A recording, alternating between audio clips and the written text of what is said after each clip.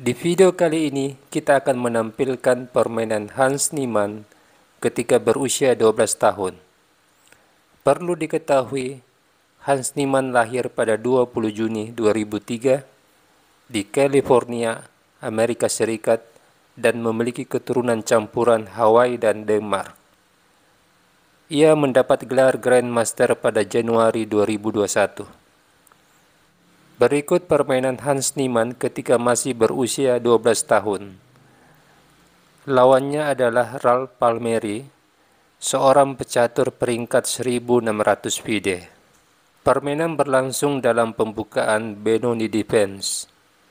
D4, C5, D5, D6, C4, G6, kuda F3, kuda F6, kuda C3, kuda D7. Ini adalah kesalahan pertama yang dilakukan oleh hitam. Menempatkan kuda di D7 menghalangi pengembangan gajah terang. Sebaiknya di sini hitam melangkah gajah G7, langkah prioritas dalam Benoni Defense. Hans Niemann pion E4, memperkuat pion D5 sekaligus membuka jalan bagi gajah terang putih. Pion A6, langkah standar dari pertahanan Benoni, gajah E2, sampai langkah ke-7 kita bisa menyimpulkan Hans Niemann ketika masih junior adalah seorang yang mengerti teori pembukaan.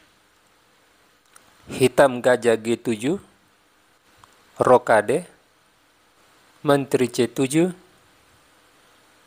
pion H3, langkah posisional dari Hans Niemann, rokade, gajah G5, pilihan lain bagi putih yaitu gajah F4 dan pion A4, benteng E8, menteri D2, menghubungkan kedua benteng putih, hitam melangkah kuda F8. Ini adalah langkah lemah. Pemain hitam sepertinya tidak memiliki ide yang jelas dalam mengembangkan buahnya. Langkah sebaiknya yang dijalankan hitam yaitu pion E6.